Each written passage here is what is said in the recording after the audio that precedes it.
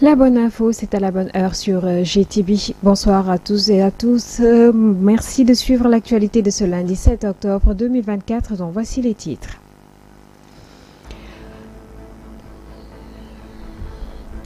La parole aux apprenants en ce 7 octobre où plus de 4 millions d'élèves ont repris le chemin de l'école après 3 mois de vacances.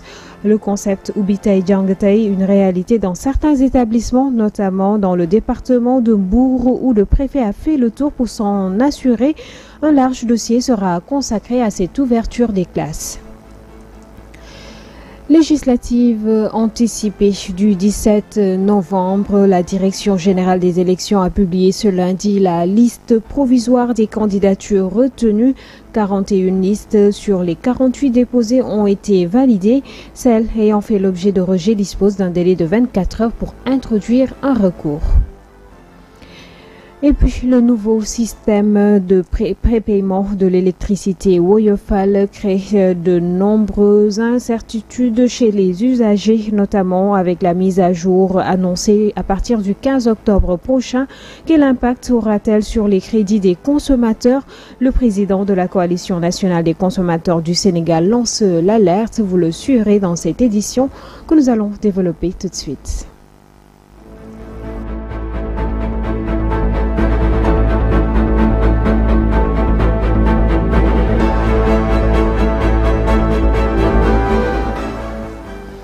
Après une pause estivale de 3 mois, les élèves reprennent le chemin des classes ce lundi 7 octobre pour l'année scolaire 2024-2025. Une rentrée avec plusieurs défis. Donc 4 120 409 apprenants sont concernés par cette rentrée scolaire. Parmi eux, 340 219 sont inscrits au primaire. 852 269 au moyen secondaire et 377 197 au secondaire général répartis dans 21 448 établissements scolaires. Plus de détails avec Amsatou Gado. Les vacances qui ont duré 3 mois ont tiré à leur fin et la rentrée scolaire 2024-2025 a déjà annoncé ses couleurs ce 7 octobre. À cet effet, plusieurs établissements du Sénégal ont ouvert leurs portes pour accueillir les apprenants du nouveau primaire, moyen secondaire et lycée. Ils sont au total 4 120 409 élèves qui ont pris le chemin du temple du savoir pour affronter l'année académique qui va durer 9 longs mois. Selon Medoun Thiam, conseiller technique au ministère de l'Éducation nationale, qui a donné ces informations lors de la réunion préparatoire pour la rentrée scolaire. Parmi ces élèves, 2 340 219 sont inscrits au primaire, 852 269 au moyen secondaire et 377 197 au secondaire général, répartis dans 21 448 établissements scolaires, en dépit des efforts consentis par le gouvernement pour une année académique paisible. Nombreux défis planent, tels que les écoles qui sont toujours inondées en cette période hivernale, n'est pas en faveur des élèves et enseignants qui attendront le mois de novembre pour démarrer les cours. À cela s'ajoute le manque criard d'enseignants dans certaines régions du Sénégal, sans oublier les défis des abris provisoires et feront partie des contraintes de l'enseignement. Ils sont au nombre de 7 145 abris provisoires recensés à travers le Sénégal, un déficit de 48 696 salles de classe et un déficit de 207 103 tables bancs et 2449 écoles sans latrines. Malgré ces déficits, l'État espère une année sans dysfonctionnement dans tous les niveaux. Je vous le disais tantôt, donc une rentrée avec plusieurs défis. Nous avons fait un tour au lycée Blaise Diagne où les activités pédagogiques ont certes démarré, mais de manière timide. C'est en tout cas ce que nous disent les élèves dont les propos ont été recueillis par notre reporter Aïssatou Ba. Après 3 mois de vacances, les élèves ont rejoint à nouveau les établissements scolaires ce lundi 7 octobre. Nous voyons que la rentrée a été respectée puisque nous avons déjà donné les tenues et on a déjà commencé les apprentissages. Au lycée Blaise Diagne, le concept Ubitay Jangatay n'est plus un slogan, mais une réalité. Oui, le Ubitay Jangatay a été vraiment respecté puisque, comme je vous l'avais dit, on a commencé ce matin. Et bon, pour les terminales S1, de façon générale, on a commencé il y a 2 semaines, je crois. D'ailleurs, ce matin, il y a beaucoup de terminales S ici qui ont fait cours. Il y a certains maths, d'autres PC. En classe de première, cette jeune élève met l'accent sur le programme. Elle appelle ainsi au changement du système. Je trouve que le programme est lourd. Il faut diminuer un peu. Parce que nous, on fait la série L. Il faut diminuer un peu le programme. La série L n'est pas aussi facile qu'on le dit. Pour la série L, autant que la série S. Oui. Après la rentrée des enseignants la semaine dernière, ce 7 octobre 2024, les élèves ont repris leur train habituel. C'est la rentrée des classes sous le concept Ubbi Tay Jàng Tay qui se matérialise dans certains établissements, même si il reste toujours un défi pour d'autres. Un réel défi puisque cette première journée d'ouverture est marquée par une forte absence des élèves. C'est en tout cas ce que révèle le surveillant général suivant ses propos toujours au micro de Aïssatou Ba. Acceptable, mais si on pouvait encore avoir mieux, vraiment, ce serait une très bonne chose. Le concept Ubbi Tay Jàng Tay est une réalité chez nous ici. Mais que pouvons-nous faire si des élèves sont encore en rade, ils n'ont pas encore regagné leur établissement scolaire? Nous, en tout cas, à notre niveau, tout est fait prêt pour que l'enseignement puisse démarrer dans de très bonnes conditions. Bon, nous avons constaté tout à l'heure qu'il y a des professeurs qui sont dans leur salle de classe avec peu d'élèves, disons 3, 4, 5. Mais d'autres professeurs sont là-bas, assis sur leur bureau. Mais malheureusement, il n'y a pas de présence d'élèves. Et puis, ils sont obligés de remplir le cahier de texte pour montrer que vraiment, ils étaient en classe, mais malheureusement, ils n'ont pas trouvé d'élèves. En tout cas, beaucoup de professeurs sont là, mais les élèves sont quand même absents. Mais peut-être à part quelques rares cas seulement. Parfois, comme on dit, le Sénégalais vient toujours au dernier moment. Sinon, il n'y a pas quelqu'un au Sénégal qui ne soit pas au courant. Vous savez que tout est question de volonté. Nous, tout ce que nous devons faire, c'est d'aider le gouvernement. Donc, c'est la politique éducative du gouvernement qui demande à ce que le Ubbi Tay Jàng Tay soit une réalité. Mais c'est nous qui devons quand même accompagner ce concept-là. Et parfois, si ça ne marche pas, il ne faut pas jeter peut-être le discrédit sur le gouvernement. C'est à notre niveau, nous, population. Il faut qu'on change de comportement. Par contre, à Mbour, le concept Ubbi Tay Jàng Tay est une réalité. Le nouveau préfet du département de Mbour a effectué une visite de supervision dans le département, dans les établissements qui se situent à Mbour. Le préfet estime que toutes les conditions sont réunies pour une bonne rentrée scolaire dans le département. Suivant Amadou Diop, c'est le préfet du département de Mbour. Il s'est exprimé au micro de nos correspondants Astousso et Ousmane Bitey. À 8h30, la visite de supervision, qui est une activité normale dans de pareils moments. Donc la situation que nous avons trouvée, ce sont des écoles qui sont prêtes et qui ont déjà commencé à accueillir les enfants. Vous l'avez constaté à l'Immaculée, à l'école Koumben Dimbing et aussi à l'école Cheikh Mbaba. Les élèves sont sur place, pas tous, mais la moitié, plus de la moitié. Le corps enseignant aussi sur place, l'administration scolaire. Et même les cours ont démarré. Donc nous entendons ces enfants qui sont en train de répéter. Donc l'inspecteur de l'éducation a pris toutes les dispositions en relation avec les directeurs d'école, les chefs d'établissement, les APE aussi. Donc toutes les écoles ont été nettoyées, désinfectées, pour dire que nous avons quand même trouvé des écoles prêtes pour démarrer l'année scolaire. Nous restons d'ailleurs à Mbour où le président Bassirou Diomaye Diakhar Faye s'est rendu à l'occasion des opérations Setal Suñu Réew. Il était au lycée Demba Diop et a profité de cette occasion pour rendre hommage aux enseignants du Sénégal. Il invite par ailleurs la population au respect de l'environnement, suivant les propos du chef de l'État au micro de Astou Sow et d'Ousmane Biteye toujours. Je rends hommage à tous les enseignants clés en main qui continuent à donner au Sénégal les ressources humaines qui font sa respectabilité au plus haut niveau à l'échelle mondiale. Le Sénégal est particulièrement respecté. Et partout où vous allez, vous trouvez des Sénégalais à des stations. Quand on vous dit les conditions dans lesquelles ces enseignants-là ont accompli leur sacerdoce, vous comprenez que il y a de quoi soutenir les enseignants, il y a de quoi être à leur côté, il y a de quoi leur donner cette reconnaissance-là. Oui, mais le lycée de Diop, comme vous le voyez, c'est vrai que la mer n'est pas éloignée, mais c'est parce qu'il y a des arbres partout, comme vous le remarquez. C'est ce dont nos villes souffrent aujourd'hui. Mais il est important que les Sénégalais comprennent que c'est à nous de reverdir le Sénégal et nous devons nous y atteler. Et c'est à nous de rendre cet environnement-là propre, particulièrement l'environnement de l'école.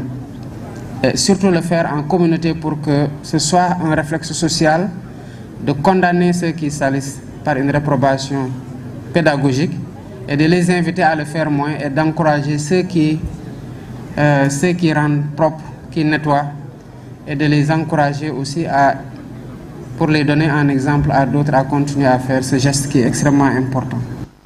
Toujours dans le cadre de la journée Setal du mois d'octobre, le ministre de l'Emploi et de la Formation professionnelle était en visite de chantier au lycée Limamoulaye de Guédiawaye en réfection. Le ministre a donné des garanties selon lesquelles les travaux entamés seront achevés dans les meilleurs délais afin d'assurer l'amélioration des conditions d'études des élèves. Della Ndiaye s'était jointe à eux suivant son compte-rendu. Dans le cadre du Setal déroulé par les membres du gouvernement accompagnés par des populations, le ministre de la Formation professionnelle a fait le tour de plusieurs établissements scolaires. Une tournée qui s'est achevée au lycée Limamoulaye pour une séance de reboisement. Moustapha Sarré en a profité pour rendre un vibrant hommage à cet établissement qui a formé beaucoup de cadres qui ont servi ce pays. Permettez-moi d'abord d'exprimer une joie immense de consacrer à ce mythique lycée l'ultime étape de notre journée d'aujourd'hui. Nous avons fait un périple, mais nous avions choisi de terminer par ce lycée qui a vu défiler ici plusieurs hauts cadres de notre pays. Voilà pourquoi je voudrais vous exprimer toute ma joie d'être parmi vous. La visite a aussi permis de s'enquérir l'état d'avancement des travaux car le lycée est en réfection depuis fort longtemps. Nous avons surtout constaté l'état d'avancement des travaux. C'est le lieu de rassurer à la fois les formateurs et les apprenants de ce lycée. Pour leur dire simplement que d'ici peu, ils seront dans des conditions optimales pour les uns former les élèves, les autres de bien apprendre afin que l'année scolaire soit particulièrement bonne.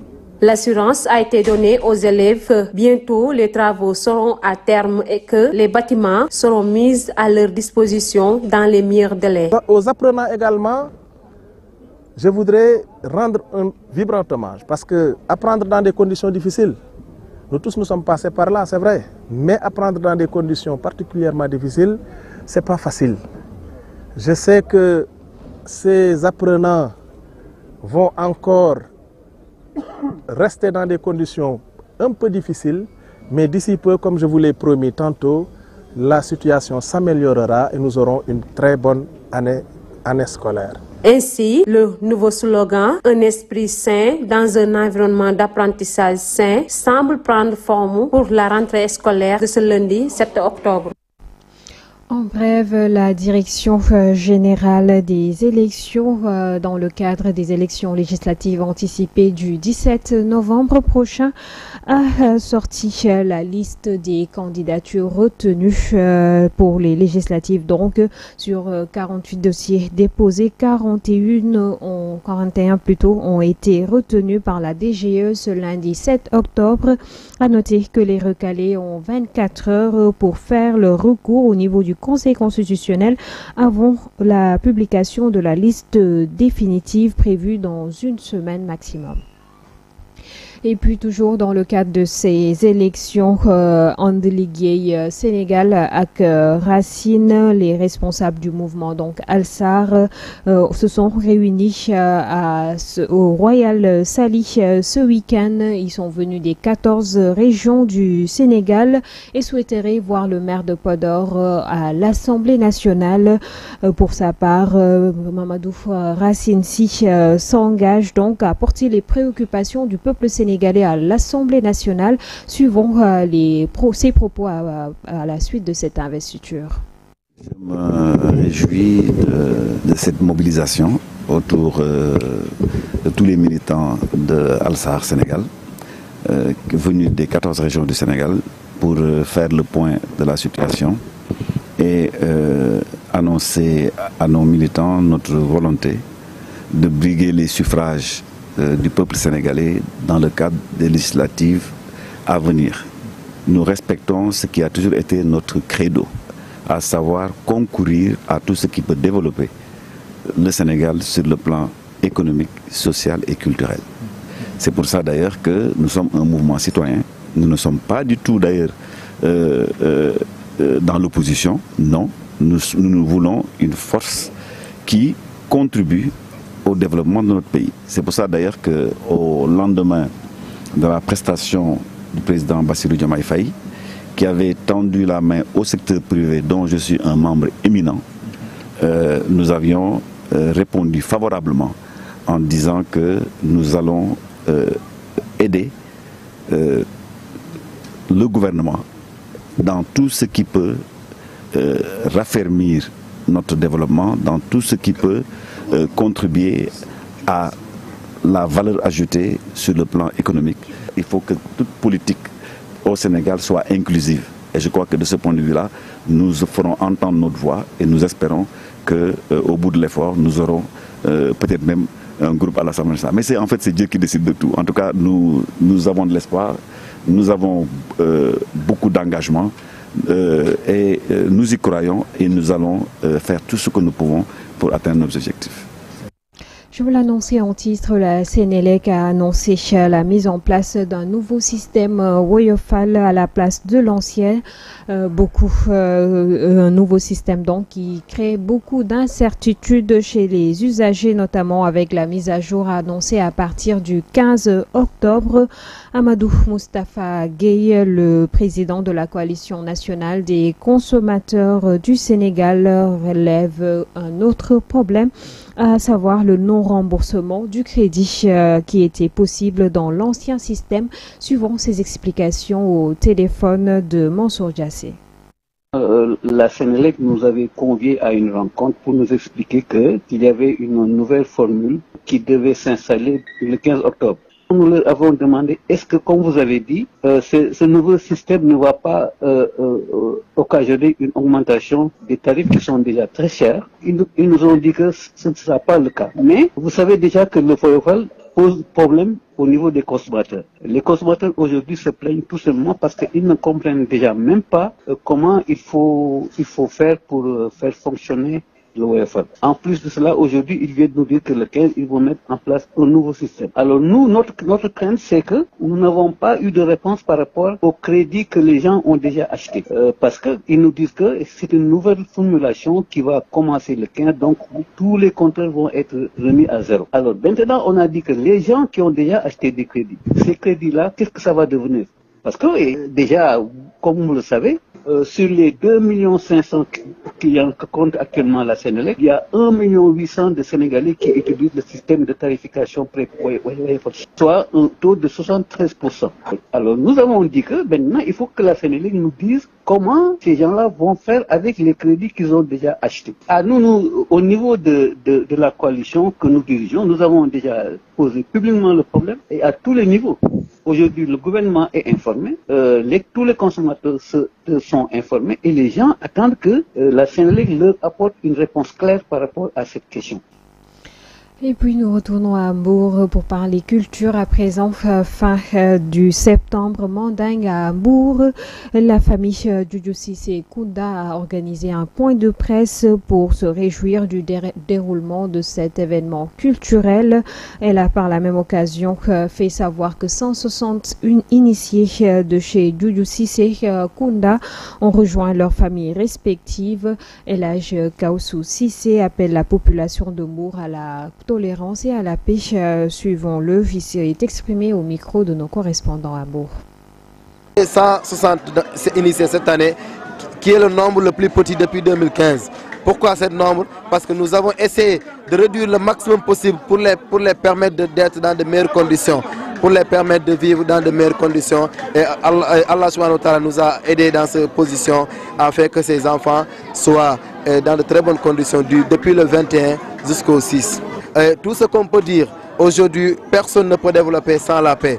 La culture ne peut pas avoir de valeur sans la paix.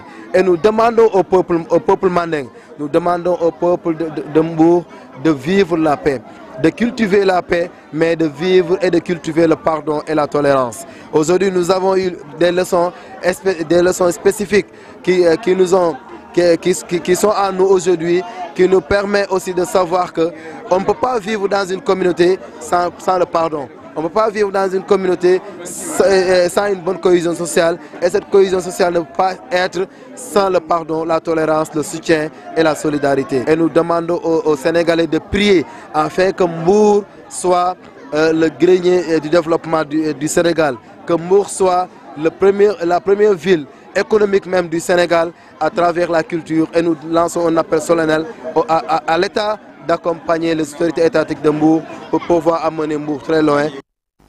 Et voilà, nous arrivons au terme de cette édition. Merci de l'avoir suivi. Excellente suite de programmes en compagnie de GTV. Bonsoir.